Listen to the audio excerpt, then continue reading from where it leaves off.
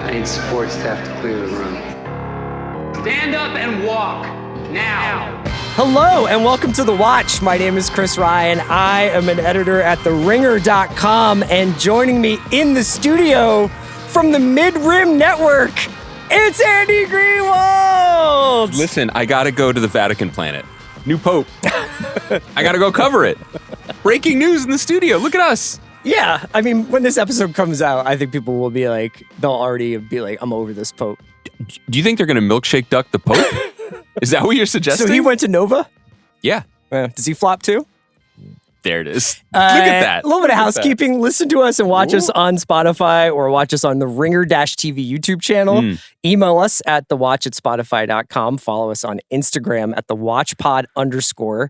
I have a programming note. Oh, nice. Next week's first episode. So usually we publish on Mondays and Thursdays. Our next week's first episode will publish Tuesday night after the last 3 episodes of Andor are released. Why would we do that? Because we will be joined by Tony Gilroy. Whoa. You're saying that with a certainty that suggests it's already happened. So Tony will join us to talk about the end of this season, the entire series. I would say it's Andor, but that's actually a planet with Ewoks.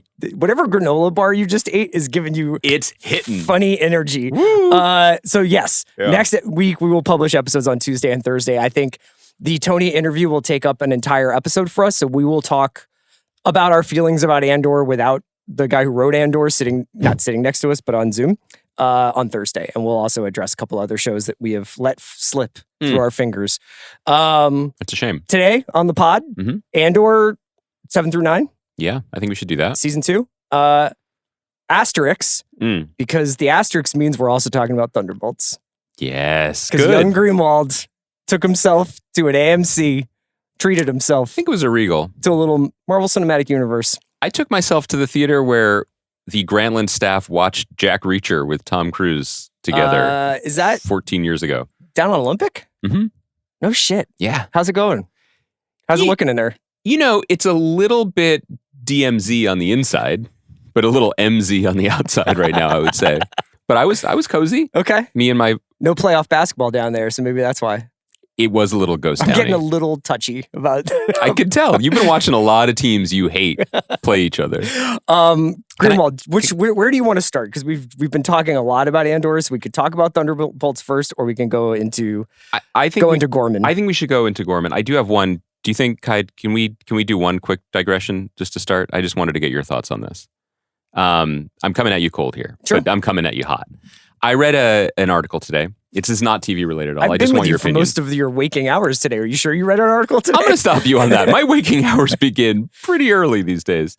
The Athletic, the sports news site, New York Times now subsidiary, ran a piece where they basically assigned one of their writers to consume the same amount of coffee that Detroit Lions Dan Campbell consumes every day, which I believe is like 2...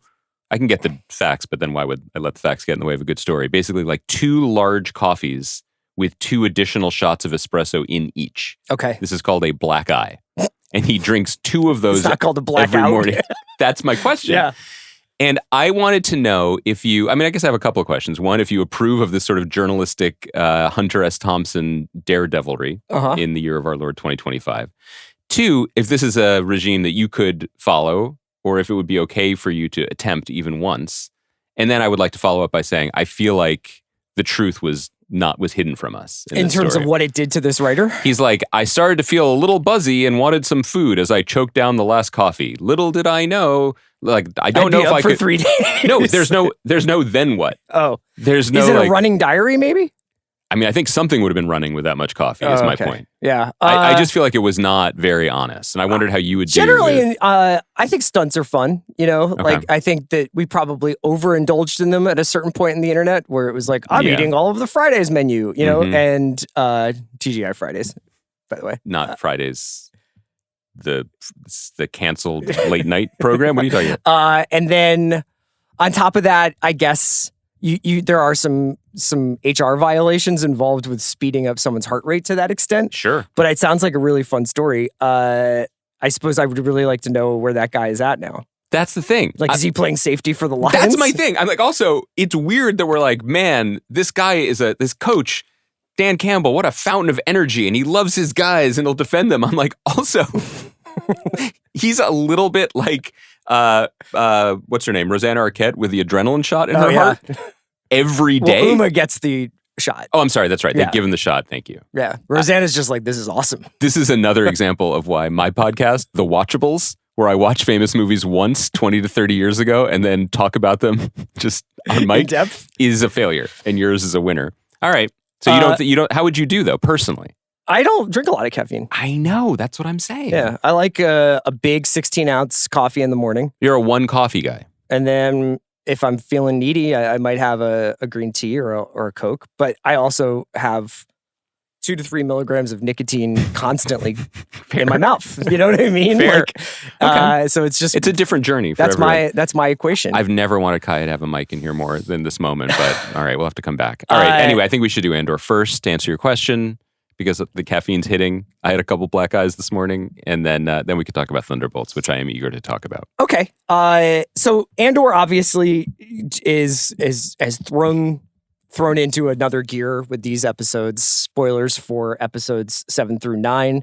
These were written by Dan Gilroy and directed by Janusz Metz, who my favorite work by him is a bunch of episodes he did on 000, which is a show Andy and I were huge champions of. Totally. Came out during COVID on Amazon Prime and is still one of my favorite global crime sagas, and it's just a remarkably underrated piece of television. He directed, I think, the middle block of those after Stefano Solima's first two. Mm-hmm. So anyway, Messenger, Ever Been to Gorman? Messenger, Who Are You? And Welcome to the Rebellion are the 3 episodes we're going to be talking about today. The first 2 are, I think, can be viewed somewhat as a piece because it's essentially the lead up to and after, not even aftermath, the actual Gorman massacre. Yeah. It's a canonical event in Star Wars, but one that had not necessarily been sort of, obviously never told before, I don't think, on screen. Also a little bit of confusion, I think, even among the superfans, because there are canonically 2 massicers. The first one... when Tarkin lands a cruiser on some dudes. Yeah. Not to make light of it, but that's just a hell of a way to go. In which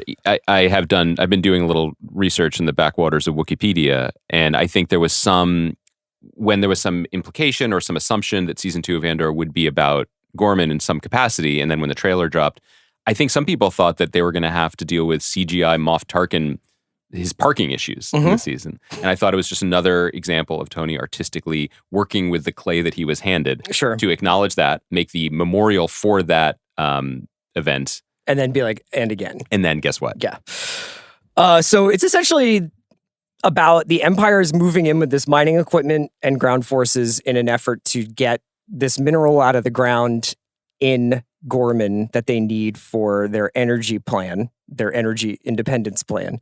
That's what they're calling it. That's what they're calling it. It places a 2 green group of Imperial soldiers at the front lines of a protest that's happening at the Gorman Memorial Plaza, and a riot breaks out.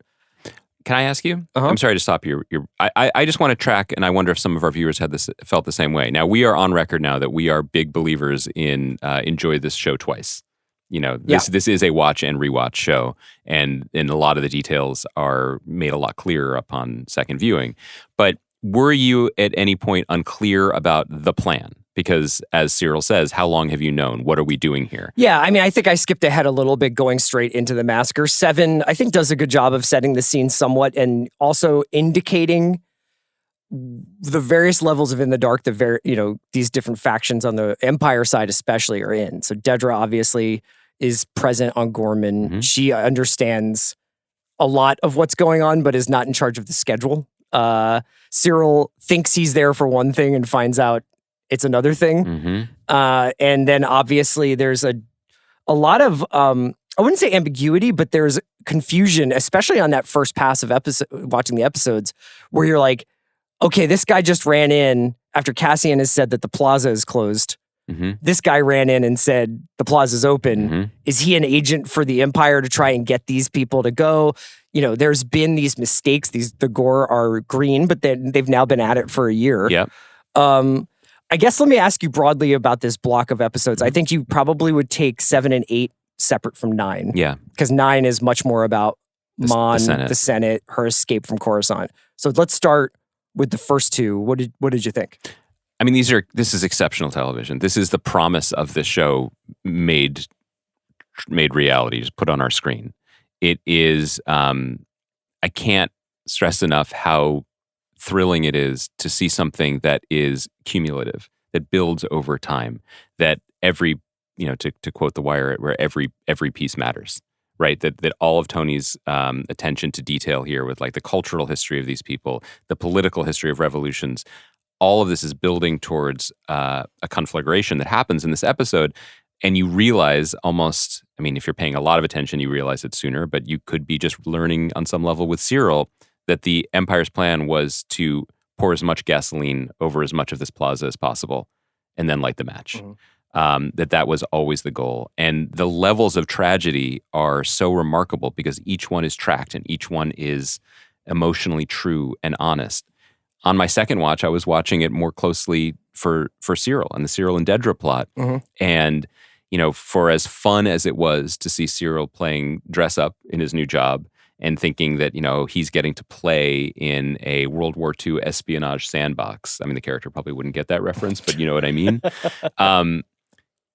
The sad tragedy of that again. For someone whose sartorial choices matter so much to him, the fact that he was wearing his little beret and his special, his gore accented fit. Well, he's always dressed the part. He's always dressed the part, but he didn't know what play he was in. The fact that he was not a spy, that he was not working a long, smart game, that he was a stooge for his girlfriend. What's your read of what basically is the breakdown there? That he was sent there by Dedra, probably 70% manipulated, 30% actually sincerely. We can then become an imperial power couple once we do this mission. We all have a role to play. But I'm going to obscure your true reason for being there from you. And he's gone there to look for quote unquote outside agitators. Mm-hmm. And in fact, he is the outside agitator and that his presence there is in and of itself an accelerant. I think it's also, and this is part of the genius of the show, right, is that it's a window into their relationship. It's not just that she doesn't tell him, this is for a much larger, we can assume eventually Death Star related purpose. It's that I don't think she wants to know what empire he's in business with, and one step down from that is what kind of person he's in a relationship with. He's on board for rooting out agitators. He's on board for quote unquote safety and security and law and order.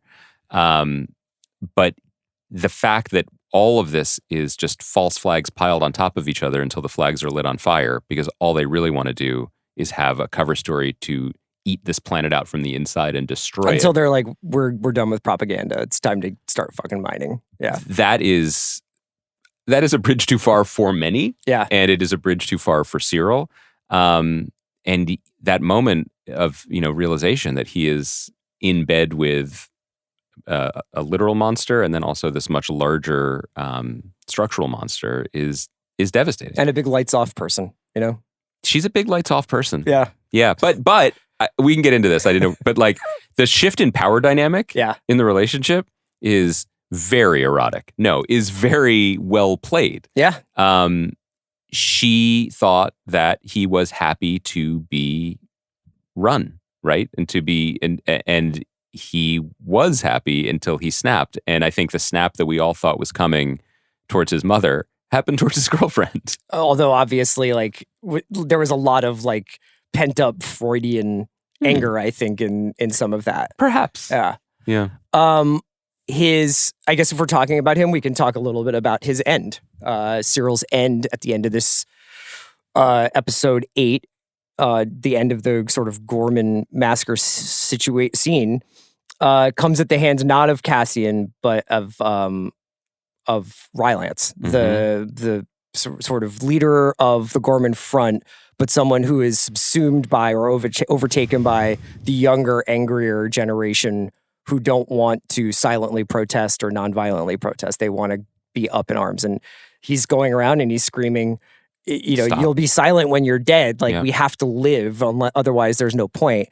But, obviously the Empire provokes this whole thing into happening and is doing something colonialistic and exploitative anyway. But I thought that generational schism between Rylance and the younger Gore partisans was really interesting. And it was perfect that as Cyril sees Cassian in the brasserie that we recognize from Alan First Parisian espionage novel set during World War II, Cassian doesn't know who this guy is. I mean, that is epic. It is so devastating. And naming the episode "Who Are You" as the cherry on top, there is nothing more annihilating that you could say to Cyril Karn at any moment in his life, let alone at this moment, when even in his own head, and the legend of his life has pretty much existed only in his own head, he is waging his own mini rebellion in that moment.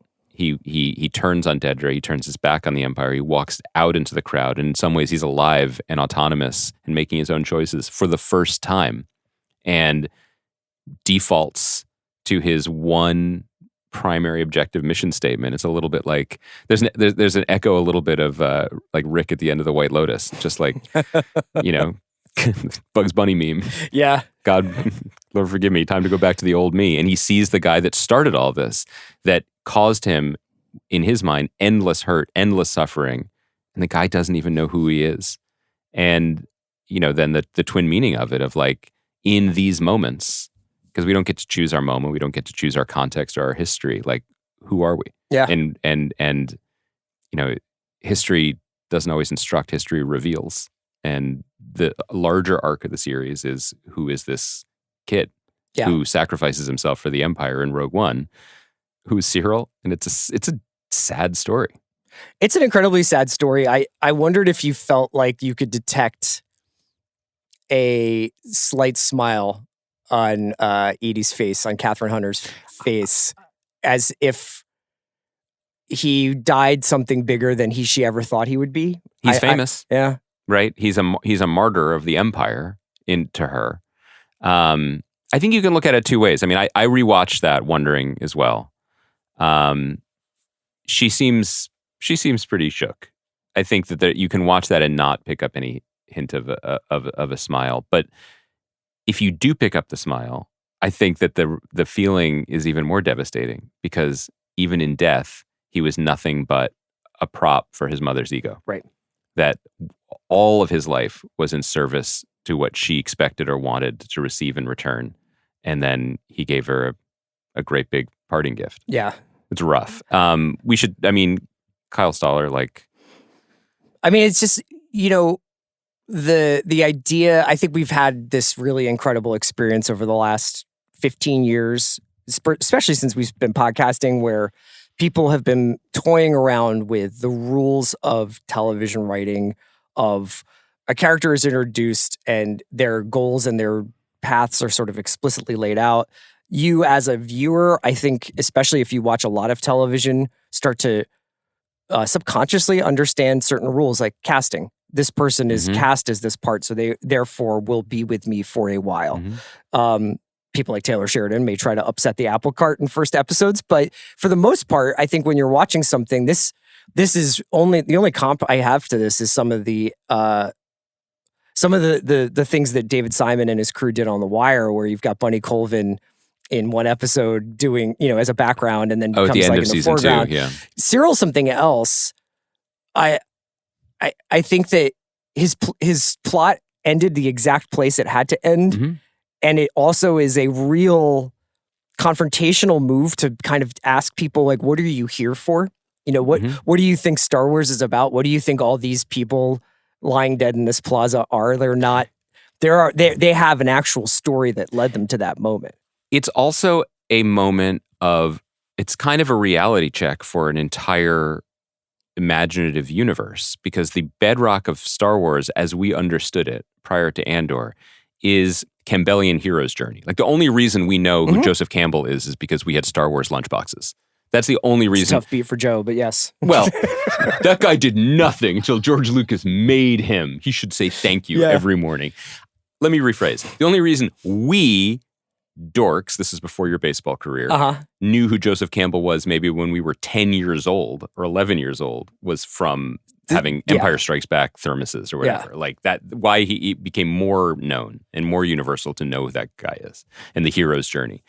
Star Wars is about it is about prequels and sequels about great men or great women or great aliens with long hair tentacles coming out of their head. Like that. And so if you are going backwards to show the growth of someone, it must be for a significant purpose. And that significant purpose is either great good or great evil. And it's a binary.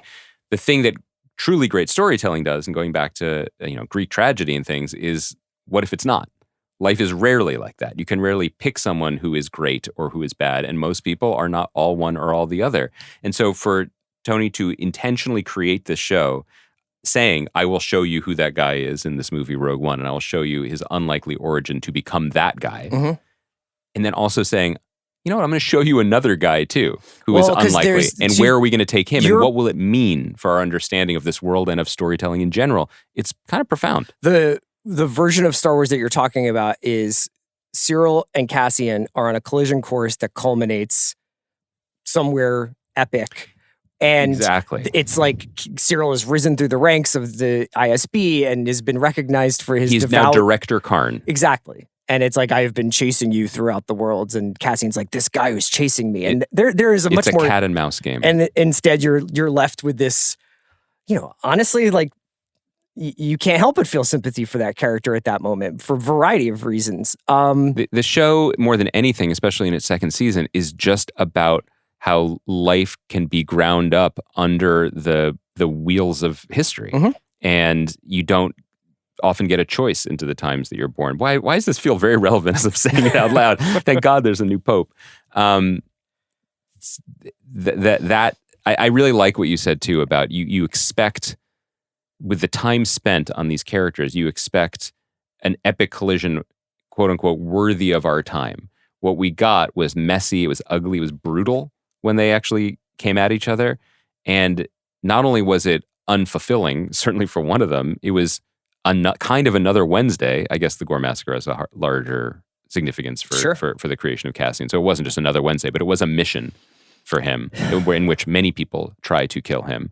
And let's also remember that the whole thing is set up in a way that is so brilliant, in which the messianic hero, potentially, and we should talk about the introduction of the Force in this run,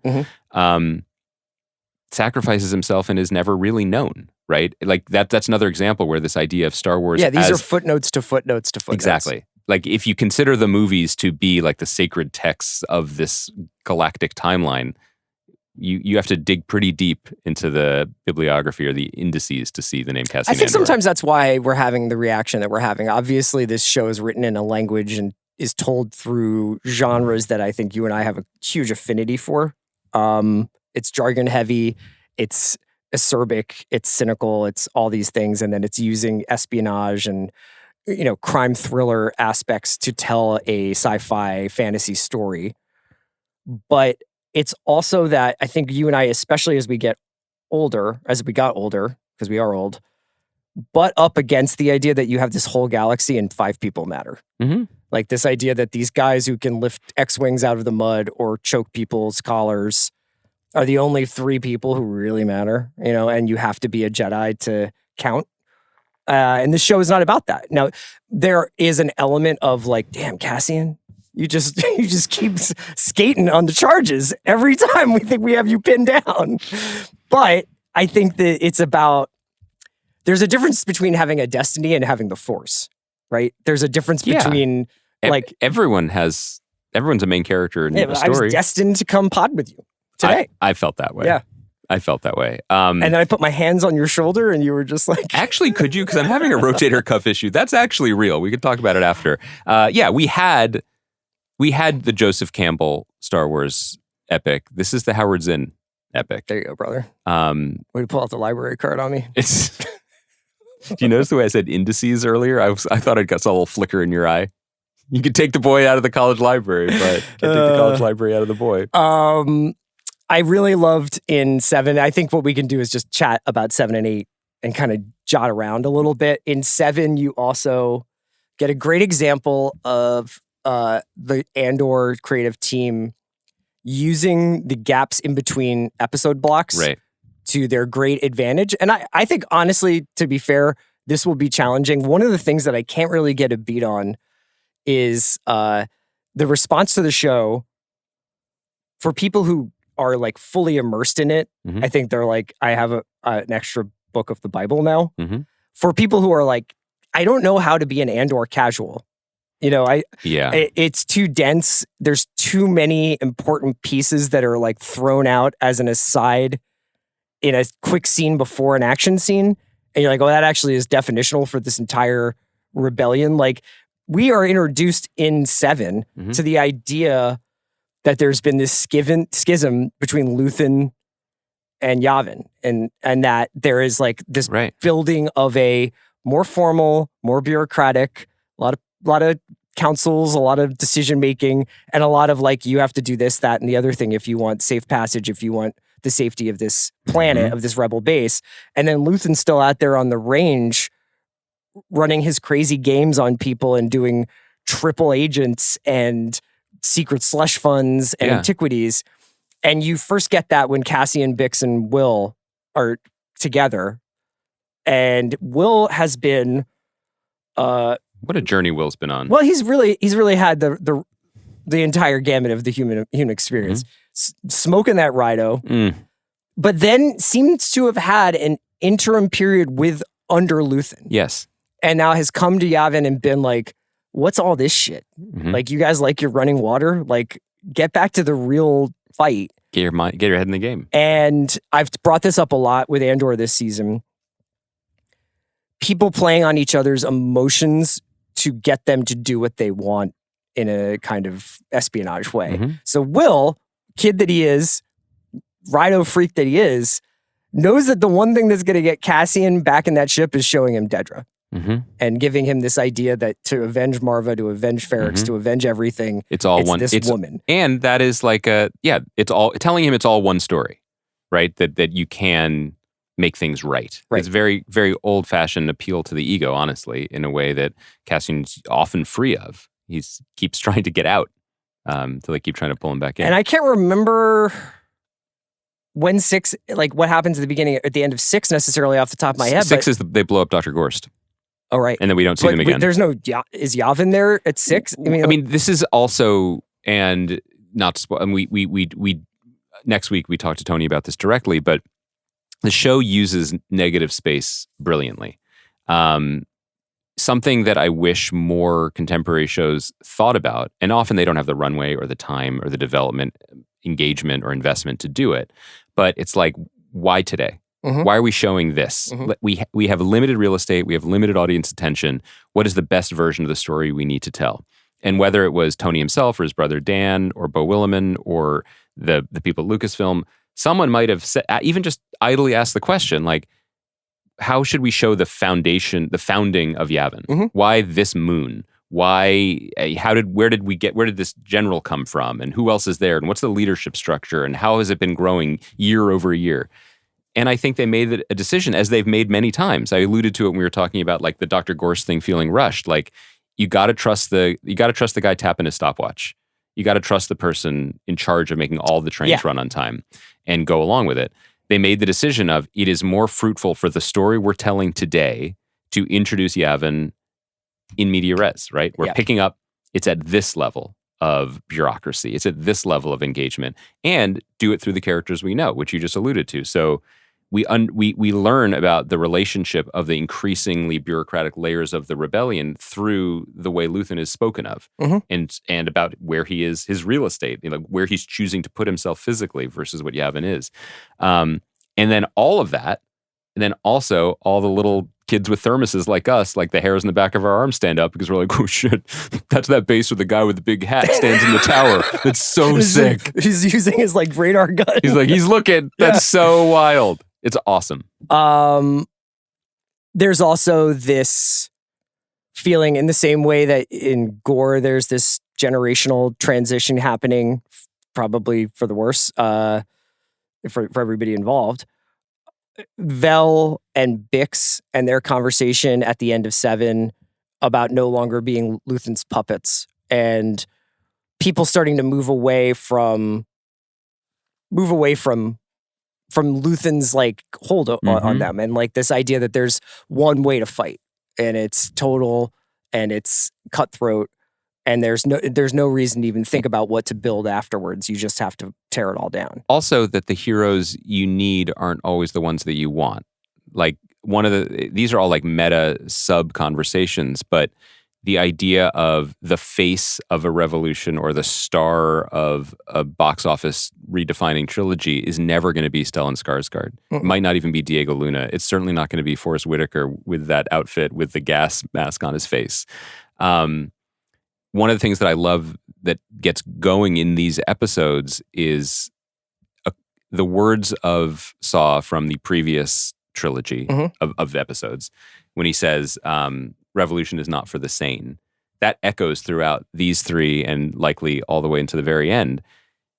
It makes us think about who are the revolutionaries on our screens in these episodes. Well, even think about the language they're using. They're not calling it revolution anymore. They're calling it an alliance. Yes, exactly. Yeah, it's been rebranded. It's gone from Thunderbolts to the New Alliance. No, but like very specifically, like the crazies, the gas huffing crazies are being phased out. Yeah. Now they wouldn't be there without the gas huffing crazies, but then it starts to need to have an official face, and Mon Mothma's face is that face. And when she sees the cost of getting her to being the face, she's horrified at first. She can't believe it. She thinks she's above it. She thinks she's not involved in it. As Luthen says in the beginning, what does he say? How nice for you? I thought he said Mothma is brat, but yeah. He turns to the camera in just dead Skarsgård address. I'm into and then it. does the apple dance. But very seriously. Yeah.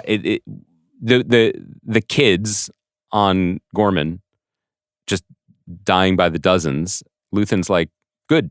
Well, that's the terror of the deed that he was looking for. It's David. I was listening to in preparation for this podcast, I was listening to another podcast, David Runciman's pod, Past, Present, Future, was talking about an episode where he talked about Lenin and Trotsky. Yeah, here we go. And look at you. He was talking about the idea of the event that will catalyze, look at you. A huge reaction out of people. And Luthen had said in previous episodes, he's like, look, if it goes down, it kind of helps the cause. I love this too, because everyone's always saying like, I'm the smart one. You know what I mean? Like I'm the bookish one.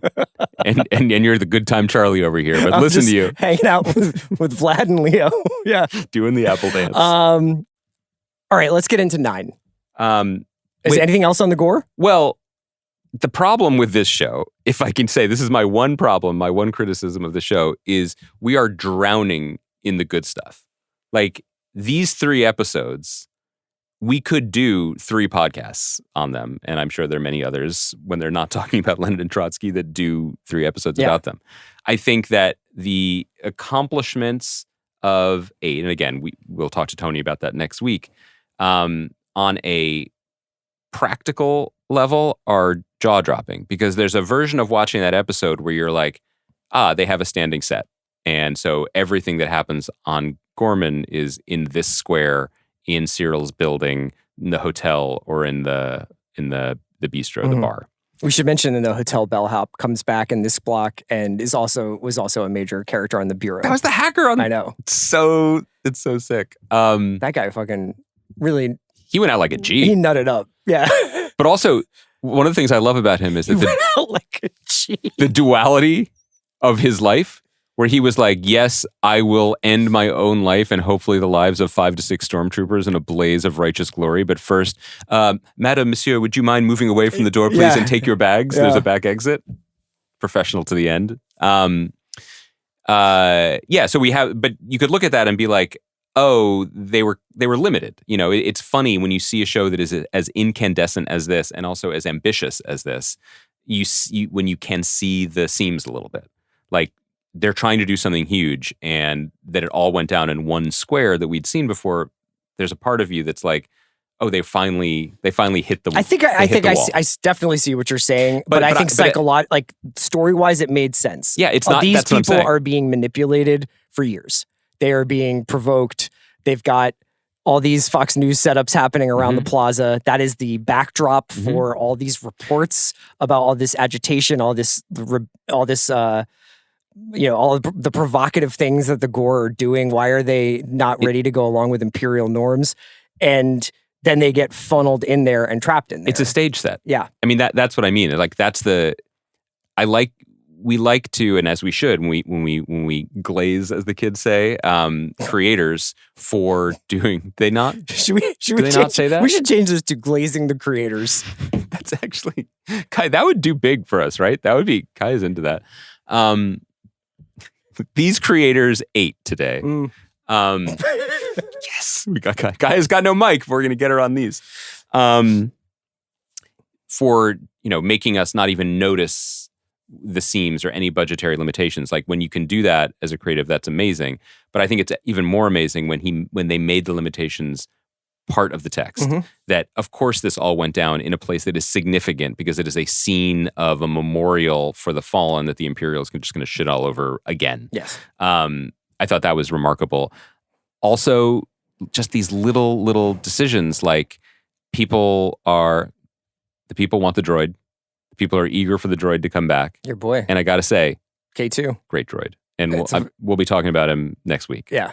But it's got a little bit to atone for. You think? Yeah, after the gore. But that's what I'm saying. Like, it is just God tier development and the good kind of audience manipulation to have everyone fiending for a hit of this sweet, sweet droid and then introduce them as absolutely terrifying mechanized killing machines. Yeah. And the look and the fact that Cyril understands what's about to happen and what he's done with his life with a look from a droid is horrifying. And then the CG required to make them move like that and feel scary like that and to kill Rylands' daughter in the truly thoughtless way is incredibly effective and devastating. It's amazing the way that was put together. 9 then moves back to Coruscant for an electrifying. The only thing we didn't say also about 8 is Kurt Eguiwan, one of the great actors of our time and most versatile actors of our time, is on the show. Yeah. But really just as like Cyril's minder. Yeah. I mean, I don't know if that was misdirection. Like, the audience is going to be like, he was in an Oscar-nominated movie this year and 3 of the best TV shows. That guy works. He's awesome. I wish he had more to do. Okay, sorry. Get to 9. Welcome to the Rebellion, which is basically breaking Mon out of Coruscant after she gives her stirring address to the Senate about the Gorman massacre. This thing moves so fast that it's hard sometimes to keep exact track of who is doing what and why. So a good example of this, I think, is the Organa is like, I have like a crew. They're going to get you out of here after you do your speech, but I'm going to stay. And then immediately Luthen is like, by the way, like that crew is compromised. You got to go with my guy. Here's how he's going to introduce himself to you.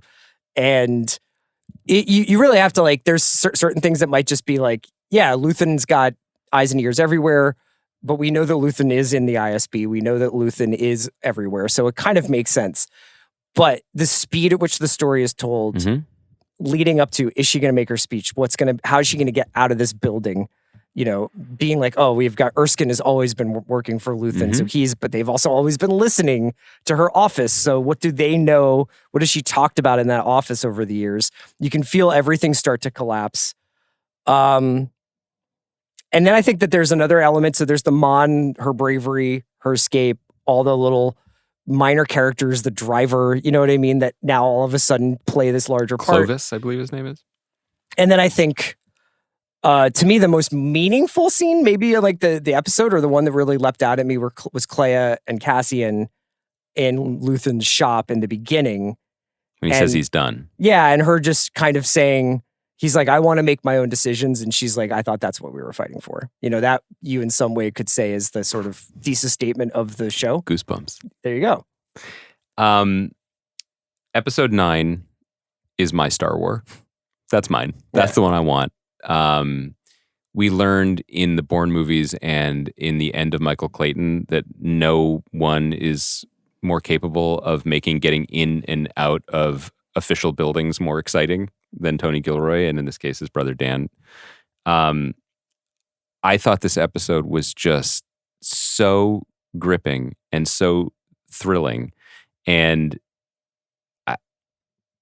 Genevieve O'Reilly's performance is one of the best of the year. And again, there is her faces when like she realizes how fucking what kind of deep shit she's in as he keeps mowing people down as they get out of the building. And I'm not.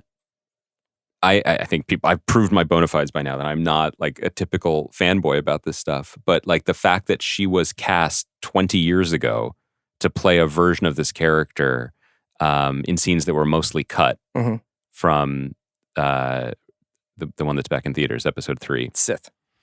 And was available and ready and eager to take this on and then to elevate it beyond what anybody possibly could have expected of her. Yeah. Is wild.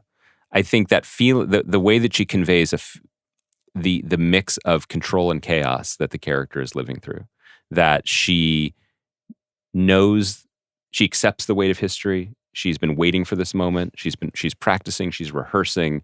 She doesn't quiver, when she's out on that platform. And let me also say, the design of the Imperial Senate, all timer. Yeah. Maybe the best thing to come out we've seen the Senate before, I'm saying like right? one of the best things to come out of those prequels, I think. Yeah. So beautiful and epic and memorable and odd. And then again, like with a lot of things that were already there in the canon, this show elevates them. So it's not just, it's cool that when they speak, they're floating in these little, private pods. It's what would it feel like to be launched off of the wall towards the center, knowing what you're about to do will fundamentally change the arc of your life. And she plays that, and she delivers this beautiful speech.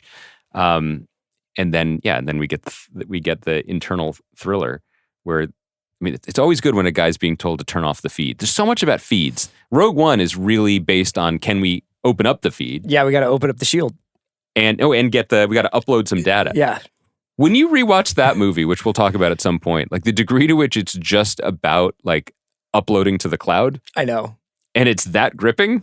It's pretty remarkable. It really makes you appreciate Spectrum cable and internet service. It also makes you appreciate like how much of this job that we are glazing is also just custodial in the sense that like one of the big action set pieces of that movie, the definitive one, is like, we need to get something out of storage. Oh no, the hook doesn't work anymore, so we have to get it by hand. Yeah. And that's the movie. Yeah. But this too. We have to get this lady out of a building. I think that there's still the bones of smart blockbuster writing to any of these scripts that we're also like, but this is about, that's the other thing. Ambiguity of revolution. It's still like something interesting has to happen every 10 minutes here. I think that there's been such and I'm the beneficiary of it, and this podcast is the beneficiary of it, like an explosion and celebration of the minutia and the craft of TV writing, and the depth that you can achieve, and the specificity that you can chase, and the time you can spend with people. But there's something to be said about classic movie writing, which is like, let's go. I think you have to have both. Let's get on with it. If you're going to do 21 hours of a television show or whatever this will net out to be, I think you have to have both. I think you have to have Gorman and you have to have Cassian getting Mon out of that building. But you also get the detail work on this show is astonishing every episode. And then when you are really fucking dialed into it, I think that's when it really starts to reveal itself. Earlier in the season, there's a passage where Bix and Cassian are spending time in this safe house. And in the first pass, you're like, this is almost mannered. Bix keeps referring to wanting to get towels or dishes, and they cook there. And if we're going to be here, if this is our home, we should treat it like a home, but it's a safe house. It's not a home, And I think Cassian deep down understands that eventually the call is going to come. Yeah. The blinking light out in the city. The fact that Mon picks up on Cassian's familiarity with the place and is like, you've been here before, haven't you? And that pays off because he used to be in love in this building, in this room. And now it's like this, it just takes on a different kind of, it takes on a whole different kind of feeling when you know that the show feels lived in. These aren't just random fucking rooms these people are walking into. But it's also the best of dramatic writing, which is you cram the entirety of life into small moments and you communicate it that way. And so that everything that the safe house set represents the idea of like, we could be safe here, we could make a life here, we could be happy here, we could domesticate it, but we might have to leave this room. It is also their lives. The lives that they have chosen, the lives that history, the life cards that history dealt them have demanded that they will never be safe. They will never be domesticated. And maybe they can't accept that writ large yet, but they accept it in this specific tiny moment. And the illustration of that and the artfulness with which those moments are chosen and the way that they're articulated, like you're saying, these little, nothing goes to waste. And you can feel that when you have these small lines that communicate entire histories or alternative histories between characters. I mean, everything on this show, you could move the stock market with it. If you make a wrong step, it changes the way people feel about the entire series, to say nothing about the franchise. There's all these rules that they have to play by, but the fact that they stick to the old, like, just, I don't even know if it's the old ways, because like, I don't even know what I'm referring to when I say it, but I know every single person who's listening to this podcast, when you walk into a room, you have a relationship with the space. But that is never referenced in visual storytelling for the most part. It's like, here's the part, I come in and I stand here, this is the blocking, and then I say these words. And it can still be good that way. But how often do you get somebody who's like, I have a history here. Like this place, like I know where the coffee cup is. It used to mean something. Yeah. So that in some ways, for as many, as acrobatic and wonderful as the escape is, it's the coda that really got me. And it's the idea that, that Cassian is already sort of started being written out of this story. Yeah, it's moved past him to a degree. Couple other beats to hit, I think. One, you mentioned Brat Summer, but for me, it's Benjamin Brat Spring. I don't want to speak ill of our guy, James Smits, who is wonderful. Yeah. I kind of like, and I can't, maybe it's the Gilroy brothers writing Bail Organa that makes me like Brat more, but I'm really, really digging his performance. Yeah, I mean, he's also just doing a ton with not that much. I mean, you've got associations you make with that character. You know what becomes of him. You know who he's been associated with in the future movies, but past movies.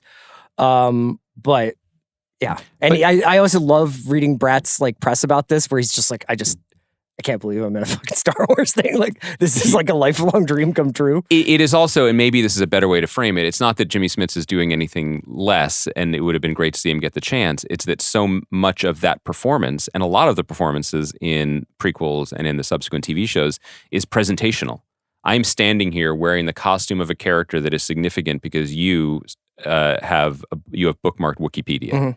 I don't particularly have any fluidity in my choices as an actor in this moment, because I don't have any fluidity in my choices, in my character's choices. I'm here to do a thing and complete a task and to stand here. Yeah. I'm not here to be tormented over the fate of an institution that I've devoted my life to, which is the Galactic Senate. Yeah. Like there's nothing to play. And here there's something to play in a way that's really significant. I want to get you on the record with your thoughts about the introduction of force healing, and I'd like to put it in the larger context of, I have found acupuncture to be quite helpful to me in my life's journey inside of a decaying body. I've gotten it twice. Have you? So I don't know where you are generally with force healing. I had a not great second experience with acupuncture and have not gone back. What do you think of Cassian being the special one? I didn't love this scene. Maybe because I've gotten far too comfortable in my magic doesn't exist in this world viewpoint. Yeah. I think that people who are listening to this podcast can tell that I recently rewatched Rogue One. The way the Force exists in that, I can live with, because I think it is interesting if it's fringy, if it's something that people have opinions about or don't have a lot of belief in and haven't had much experience with. So if it's just like the one friend who's trying to tell you how meditation can change your life, and you're like, great, but I got to drink these 2 black eyes that I got at Starbucks this morning and coach the D-backs. Not the Arizona Diamondbacks, I mean the defensive backs, to be clear. Yeah. So in that sense, I appreciated it. I think that there's a shift in these episodes as we get closer to the finish line and as we get closer to the baton pass to Rogue One, that there are some things that have to be accounted for. And the word force is talked about in Rogue One. It has not been talked about in this. So this was a pretty low-key way to introduce it. That said, it is introduced pretty explicitly to kind of drive a wedge between Cassian and the more woo-woo belief system of Bix, because she leaves at the end of this trilogy. Yeah, I think Bix is searching for something. I think Bix, she's looked in drugs, she's looked in farming, she's looked in a lot of stacks for the book that's going to change her life. Speaking of stacks, if she was alive now, she'd have a Substack. She's gone through these, as the top of the line torture that the ISB has in their toolbox, and she's come out on the other side. And I think that there's something that works about introducing the idea of the Force or just healing on Yavin, because the way that Yavin is depicted in those brief moments is this kind of utopia, leafy greens everywhere. And this is where we've made a real life. It's the exact opposite of the safe house on Coruscant. Yeah. It's bucolic compared to urban. It's, you could be a family there, and I think everybody is starting to feel their purpose. The thing for me with Cassian and, identifying him as somebody with vibes coming off of him, I think actually works because, look, Cassian gets out by the skin of his teeth of a lot of jams. He sure does. Now, I'm not saying I believe Cassian is Force sensitive. I don't really think it matters. Yeah. Call it what you want. It's like... there can be a religious reading of historical events that lends itself to this person was chosen by someone or is acting as an agent of a higher power. And I think or because you could of just read the Rogue One, text. we write in a little bit more meaning to his... Because we know where it ends up.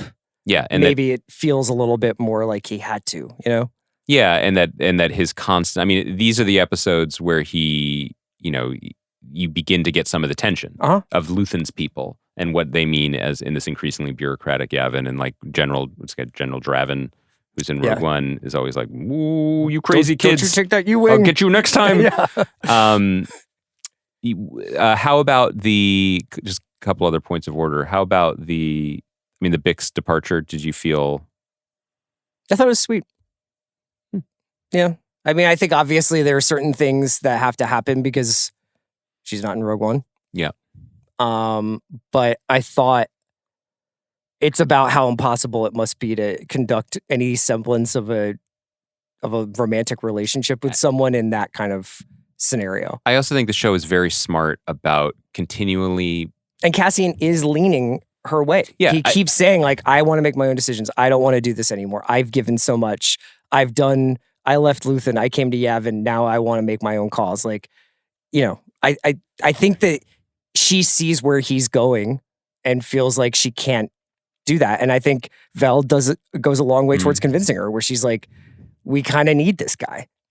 I think that the show is so brilliant because it also can be looked at a different way, which is that their relationship has become one of mutually holding each other, but potentially holding each other back. Yeah. That, and who gets to decide that? In this case, Bix decided and moved on. But the sense that what their relationship has become due to the context that they're in it's not maintenance is kind of disparaging because I think they love each other, but kind of providing service to each other in a way.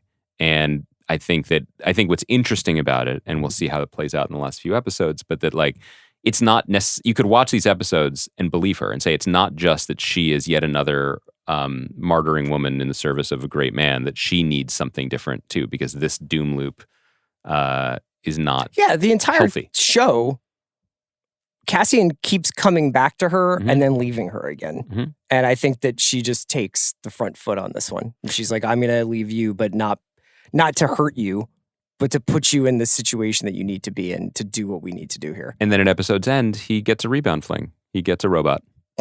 You have any big K2 thoughts? I'm a huge fan of his in Rogue One. We'll have to see how Andor builds his personality. It's a great droid. I think look, between us, like I think sometimes droids get a little bit of a pass. Like BB-8's like, oh, it's a ball. Like, okay. Would you rather have a droid or a Baby Yoda? In my own life? Mm-hmm.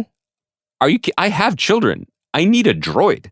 I need a droid now. Well, I mean, I think Baby Yoda's got a lot of pluses. Do you think Baby Yoda could make 2 breakfasts and 2 lunch at the same time while the sun is coming up? That makes you sound like a droid.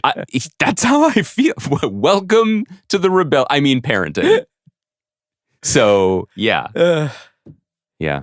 All right, let's talk about. You have any gas in your tank to talk about a Marvel movie? Yeah, sure, man. I want you to cook, close man, the loop. because I knew you're gonna like this movie. I saw it about 10 days ago. You saw it a little bit after me, and when I was watching it, I was like, "This is gonna bring Greenwald back to." Did you think that? Yeah, what was it that made you think? I'm back, yeah. baby. I loved it, but why did you think that? Because I think you weirdly, and I can never predict when it's gonna work and when it's not. I think that the emotional components and the not necessarily mental health, but the psychological components of the movie were going to work for you.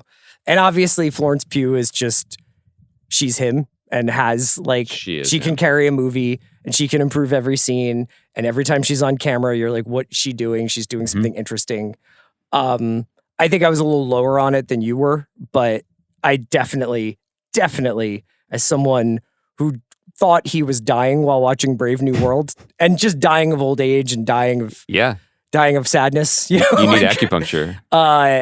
It's so much better than what we've gotten recently that it almost feels churlish to like nitpick at like, oh, I thought structurally like the first half was kind of whatever. You know? 2 conversations. There's is this a good movie that made me feel good in the way good movies make me feel? Or are you getting the extra rocket boost of, I still, despite all my instincts, believe in this project and I'm a fan of this project and they're pulling it back in the right direction now. And I think that your opinion of this as a standalone film, I think there's legitimate criticisms to be made. But if you are, and I heard Sean say this on The Big Picture too, like if you just still, despite everything of the last few years, kind of like this stuff and want it to work and be good, then this was very affirming. Yeah. I thought that it was remarkably coherent in so many on multiple levels, not just in terms of its story, which it's a pretty tidy and trim movie. It's and in terms of its runtime. Yeah, in some ways, there's like basically 2 big scenes. Yes, it's like they all get together and then they all fight Sentry. And speaking, sorry if there's spoilers for Thunderbolts, but also speaking of like, oh, that whole massacre took place in one standing set. I mean, like this movie does posit the question, what if there were only 16 people on Earth? Like, and then a couple extras who get momentarily blotted. Like, it is incredibly small bore and small stakes. It helps that 2 of those 16 are prominent cast members from The Wire. So I'm definitely interested in seeing the further adventures of Congressman Gary, I believe, which makes it sound like we're belittling him, but yes. I think his last name is Gary. I was just so surprised and pleasantly surprised that the creative team behind it, Jake Schreier is the director, and Eric Pearson and Joanna Kahlo are the credited writers, although we know Sonny Lee, who is Jake's partner in making Beef, was involved at some point as well. Yeah. Gave this movie a coherent momentum and reason for being, despite 100% being we introduce some characters on TV shows, what will we do with them? I thought that just on a practical level, like that was very, very clever. And then after that, maybe it's not rocket science. I think Florence Pugh is incredibly charismatic movie star, and they made this movie about her, and she just carries it, and she's a delight. I think Lewis Pullman, have you ever heard of him before or seen him in anything? I think that he is also a great big star, and he's exciting, and it's great to see him on screen. I love you. I love Lewis Pullman even more. No, I think that's right. But Lewis Pullman is a great big star, is a kind of like to be. Yeah. Oh, I don't mean right now. Yeah, and I don't think he's famous at all right now. So you were all in on the Sentry Void stuff. Well, Bob stuff. We did talk about this in the past on the pod. Like that is one of the most of the stuff that fueled Marvel comics, but then also movies is older. And then there's some storylines and some ideas that have really popped in the last few decades. And some of them like Miles Morales or like Young Avengers, which they haven't really figured out how to do. Sentry is one of the great ones from the 90s of like, let's create a DC type God character who is his own supervillain. But everybody's like forgotten him. It lets retcon him into like he's been around since the 60s or 70s and he has this relationship and I mean it's a cool idea choosing him as the villain and then deciding that the thing that unites these knockdown anti-heroes is their own mental health struggles and traumatic journeys. Sure. I also I am fully 100% a sucker for like, let's fight the real enemy and like, let's not take down another city or another space god and make it about how hugs help. Like that also could be if we were living, if we were all still, if this year went differently and Kai and I were doing this podcast from a coconut tree, like maybe this movie would feel a little trite. Where would I be? Well, you would have been disappointed, right?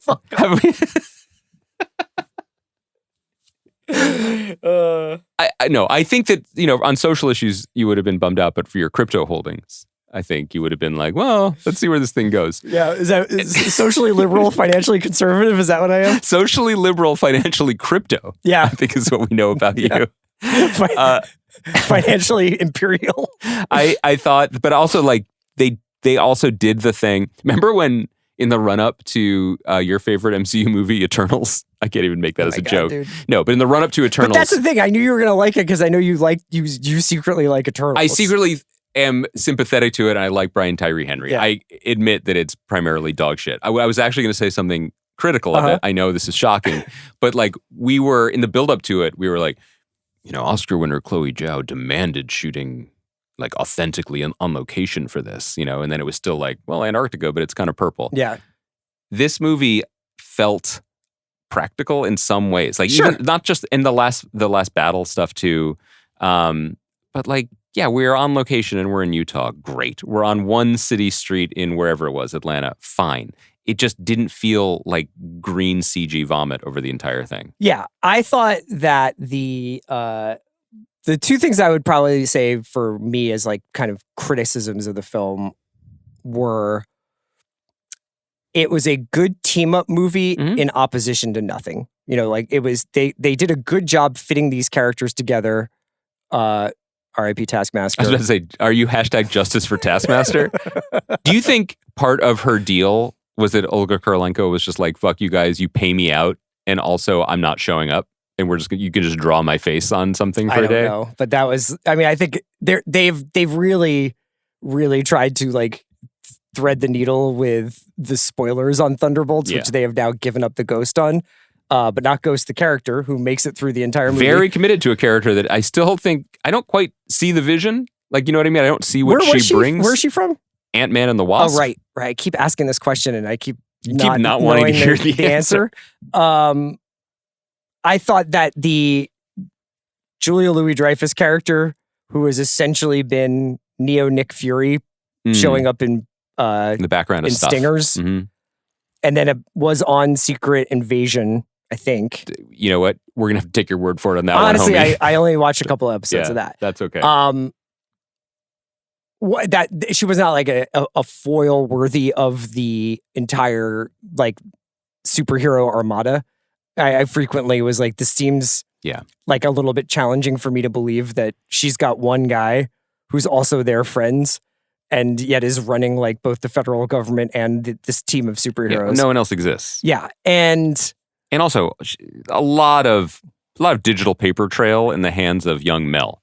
Right. And also, I don't know, Val and Mel are a little... Personally, it's like, I think these movies work when they have good bad guys. And this movie didn't really have a... What about great big giant star Louis Pullman? The Paul Newman of our era. But I thought it was just such a huge improvement. And I don't know if there are lessons to be learned from it. I don't know if anything coming after it is going to resemble it. I saw the Russo brothers heralding the fact that Doomsday will be made for the TikTok generation. Like, how about the fact that they couldn't stay quiet? They're filming like the most anticipated, most expensive movie of all time, and they had to like jump on socials to be like, actually, we directed that post-credit scene. Could you tell from our signature visual elan? Like, my sense is that their only note was like, let's get Wyatt Russell in a beret. Yeah. That's their contribution to it. No, the other thing that I heard Sean and Mallory and Amanda say this, and I appreciated it, that like sometimes we're just looking for podcast. I only listen when you're not on. I'm so sorry. Why do you think that's funny? Because I'm kind of enjoying the fact that I'm somehow creating your void, which is some sort of like crypto fascist when you're not on the mic playing nice with everyone. Like I didn't intend this, but no, but they I think sometimes you're just looking for proof of life, and like the David Harbour Florence Pugh scene is like, I think Sean was like, a real scene from a real movie is suddenly here. And I appreciate that. I think the other thing, and going back to my original point, is that if you're invested in this project and you want these movies to be good and fun, because maybe hypothetically you're watching them with your children and you don't want to doom yourself to another 10 years of watching absolute drivel, there's now pieces on the board. Mm-hmm. Like, these guys, now the new Avengers will return.